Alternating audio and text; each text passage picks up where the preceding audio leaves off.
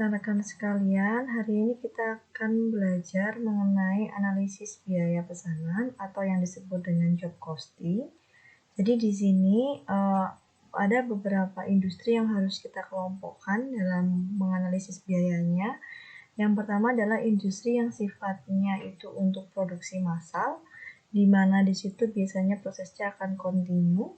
Dan yang kedua adalah untuk industri yang sifatnya produknya itu spesifik, atau di mana pengenun catatan biayanya itu akan dipisah-pisah per item. Jadi tidak kita gabungkan menjadi satu, karena sifat pekerjaannya itu yang spesifik, yang unik, setiap customer yang datang juga berbeda, pasangannya juga berbeda, maka menganalisis biayanya itu akan berbeda dengan biaya untuk analisis biaya proses yang kontinu atau produksi massal. Nah, tujuan pembelajaran kita hari ini adalah yang pertama, mampu menjelaskan mengenai konsep kalkulasi biaya pekerjaan pesanan atau tersebut sebagai job order costing. Oke, untuk mereview teman-teman sekalian, di sini kita harus mengetahui apa saja sih industri yang menggunakan perhitungan biaya job order costing. Nah, yang pertama di sini adalah kalau kita bicara mengenai pembangunan gedung begitu ya, di mana gedung ini sifatnya dia spesifik. Maka di sini kita harus menghitung biayanya per pekerjaan yang dibuat. Berikutnya adalah ada pembuatan kapal misalnya. Nah, kapal ini biasanya juga merupakan pesanan ya. Setiap customer akan berbeda pesanannya. Kita tidak akan membuat kapal jika tidak ada pesanan. Berikutnya adalah pembuatan untuk perumahan misalnya. Di sini juga sama, sifatnya itu adalah project, di mana setiap customer mungkin memiliki preferensi berbeda dalam membuat satu rumah, begitu ya.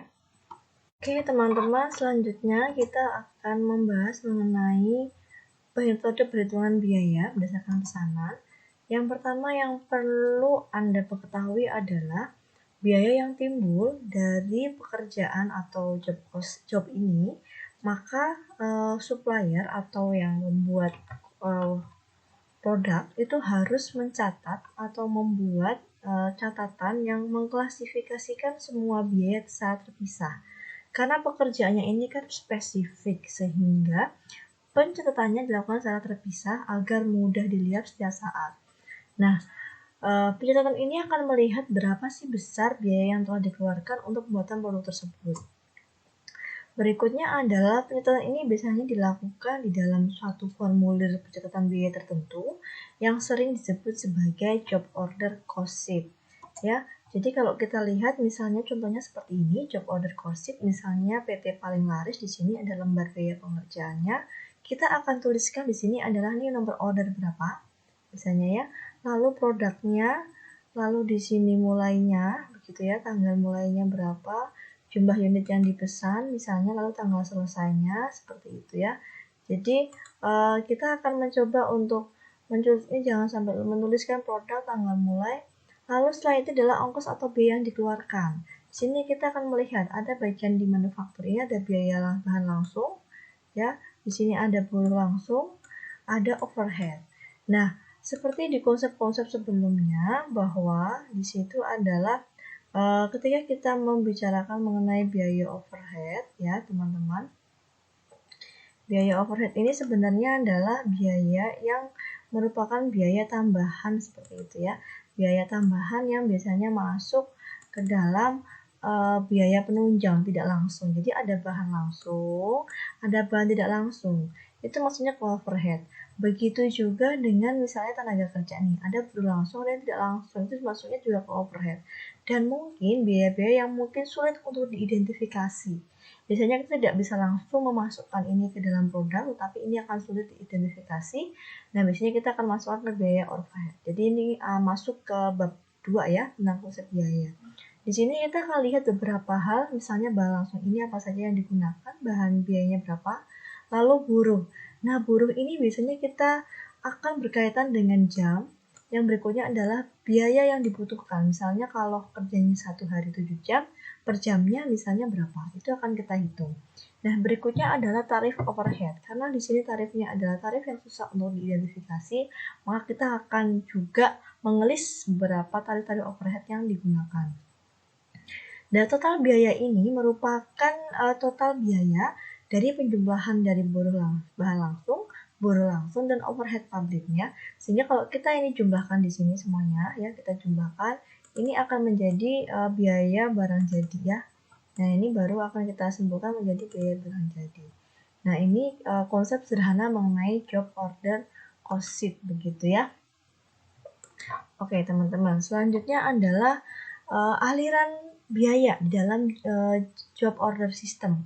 Di sini kita akan mempunyai direct material, lalu berikutnya adalah direct labor atau tenaga kerja langsung, lalu adalah ada overhead atau biaya tidak langsung ya dari pabrik. Nah, semua biaya ini harus kita masukkan ke dalam, di sini adalah job cost sheet ya. Maka kalau kita sudah masuk ke dalam job cost sheet, kita akan sebut sebagai barang dalam proses. Akunnya akan berpindah masuk menjadi work in process account atau kita sebut sebagai barang di dalam proses. Nah, setelah ini dikerjakan, jadi baru kita akan pindahkan akunnya ke dalam finish good ya. Maka finish good ini adalah kalau sebenarnya barang jadi di sini ya. Barang jadi kalau sudah dikerjakan, di sini kita sebut sebagai barang jadi ya. Ini berarti sudah dikerjakan, sudah jadi, dan biasanya siap untuk didistribusikan kepada customer. Nah, ini adalah aliran prosesnya seperti ini ya, jangan lupa. Nah, ini adalah siklus proses pembuatan produk dan akuntansi biaya. Karena di sini kita tidak lagi belajar mengenai bagaimana pembuatan produk, tetapi kita lebih harus belajar mengenai identifikasi biaya. Maka sangat penting bagi Anda untuk mengingat kembali mengenai prosesnya. Jadi, dalam melakukan perhitungan job costing ini, Anda harus mengetahui step-step langkah dari masing-masing proses. Apa saja proses yang dibutuhkan dalam pencatatan akuntansi biaya. Ya, secara umum dapat digambarkan di sini adalah kita mempunyai pembelian dan penyimpanan bahan baku, lalu pengolahan bahan baku menjadi produk jadi, lalu penyimpanan produk jadi dalam gudang. Nah, kalau kita gambarkan ke dalam akuntansi biaya di sini ya, maka kita akan mendapatkan di sini adalah ada penentuan harga pokok bahan baku yang dibeli ya. Ini masih mengenai bahan baku. Lalu kita akan masuk di sini adalah harga pokok bahan baku yang dipakai. Mungkin saja dari semua yang dibeli ini tidak dipakai semua di sini. Mungkin ada misalkan belinya 100 begitu ya. Bisa jadi di sini adalah yang dipakai ini hanya misalnya 90 begitu ya. Maka ini akan berbeda gitu. Kita tidak akan mencatatnya semuanya. Gitu. Berarti ada sisa yang harus kita kembalikan ke dalam gudang misalnya bahan baku. Setelah itu juga harus di dalam pembuatan ini pastinya tidak akan hanya bahan baku, tetapi ada biaya tenaga kerja dan ada biaya overhead atau biaya tidak langsung. Nah, ini akan kita catat masing-masing dalam satu pekerjaan tertentu yang kita sebut sebagai biaya produksi ya, teman-teman. Nah, setelah biaya produksi jadi di sini, maka kita akan sebut sebagai penentuan harga pokok produk jadi. Itu secara konsepnya. Nah, ini adalah secara akuntansinya ya. Di dalam akuntansi di sini ya, kita akan menggunakan beberapa akun-akun yang biasa digunakan dalam pencatatan biaya. Yang pertama adalah di sini ada kas, ada aktiva tetap, lalu ada utang dagang. Ya. Di sini kita jika dibeli secara tunai, biasanya kita akan sebut sebagai kas, aliran kasnya. Tetapi kita kalau beli produk secara kredit, maka kita sebut sebagai utang dagang, seperti itu ya. Nah, aktiva adalah aktiva yang sifatnya tetap ya, tidak bisa dipindah-pindahkan ya. Misalnya di situ adalah bangunan misalnya seperti itu. Jadi mesin-mesin yang sifatnya tetap, ini juga masuknya sama. Nah, kas atau utang dagang ini bisa kita gunakan untuk membayar biaya pembelian bahan baku. Nah, pembelian bahan baku ini jika nantinya disimpan, maka kita sebut sebagai persediaan bahan baku. Makanya nanti akan muncul akun yang namanya adalah persediaan bahan baku. Ini akunnya. Nah, jika bahan baku ini digunakan untuk proses, maka kita akan cari akun lagi namanya adalah barang di dalam proses. Akunnya akan berpindah nih, barang dalam proses. Nah, biasanya dalam proses itu tidak cuma bahan baku, tapi ada biaya tenaga kerja langsung, ada juga biaya tidak langsung atau overhead pabrik. Ya, kalau ini sudah diproses, ya sudah jadi, maka dia akan pindah akun lagi. Akunnya apa? Di situ adalah biaya barang jadi. Nah, biaya barang jadi ini, maka kalau kita sebut di sini akunnya apa? Di sini adalah di sini misalnya persediaan barang jadi seperti itu ya. Akunnya disebut persediaan barang jadi, ada persediaan bahan baku, persediaan barang jadi. Nah, setelah terjual baru kita akan pindah, misalnya sudah tidak di gudang lagi, ditransfer untuk dijual, maka kita sebut sebagai biaya barang terjual. Nah, jangan lupa untuk beberapa biaya produksi ini biasanya ada biaya tenaga kerja langsung, yang mungkin biasanya yang belum dijelaskan itu adalah biaya seperti tenaga tidak langsung, bahan penolong, lalu biaya listrik, asuransi, depresiasi atau penyusutan. Itu juga termasuk yang akan dibahas juga di dalam perhitungan biaya ya. Jadi yang perlu Anda pelajari pertama adalah konsep biaya ini harus Anda pahami terlebih dahulu. Nah, setelah mempelajari mengenai arus dari biaya di dalam job or costing, maka kita harus belajar mengenai bagaimana sih sebenarnya hubungan antara berbagai akun di dalam masing-masing rekening. Jadi di sini kalau kita bagi ada rekening umum dan ada rekening biaya produksi. Jadi untuk rekening biaya produksi ini yang benar-benar terkait dengan biaya produksi. Misalnya di sini adalah bahan baku, bahan penolong, lalu di situ ada barang dalam proses dan barang jadi. Nah, ranahnya adalah di sini untuk rekening umum ini ada kas dan utang dagang. Ya, di sini dimana kalau kas ini biasanya dia akan mengalir ke utang dagang kalau misalnya barangnya dibeli secara kredit. Begitu. Jadi dia akan pengaruh. Jadi kalau barangnya dibeli setelah kita dibayarkan, ya kasnya akan berkurang, maka utang dagangnya akan berkurang di sini. Dan di sini jadi utang dagang ini biasanya dia akan masuk ke bahan baku ya, pembelian bahan baku ini bisa melalui kas ataupun utang dagang sebenarnya. Nah, setelah itu jika bahan baku sudah diproses, maka akan masuk ke dalam barang dalam proses di sini ya. Lalu kalau sudah jadi maka akan sudah terselesaikan dalam barang proses, maka akan masuk ke barang jadi. Sama juga untuk persediaan bahan penolong atau kita sebut sebagai overhead. Di sini persediaan bahan penolong ini kalau kita pakai maka di sini masuk sebagai persediaan bahan penolong. Di sini ada biaya overhead pabrik dan akun yang muncul. Nah, ini nanti juga akan dipakai overhead ini macam-macam ya. Jadi tidak cuma bahan penolong, misalnya di sini ada bahan dibayar di muka, atau misalnya di sini misalkan kita menyewa sesuatu gitu ya, dibayar di muka, itu masuk juga. Lalu ada bangunan dan peralatan, ada akumulasi depresiasi misalnya. Nah, ini masuknya ke sini. Termasuk dengan juga upah ya. Nah, di sini ada upah yang kalau langsung, ada upah yang maksudnya overhead, misalkan tidak langsung. Nah, semua ini akan masuk ke dalam barang dalam proses ketika sudah diproses ya, sudah masuk dalam proses. Nah, ketika sudah terselesaikan, maka akan masuk ke dalam barang jadi, gitu ya.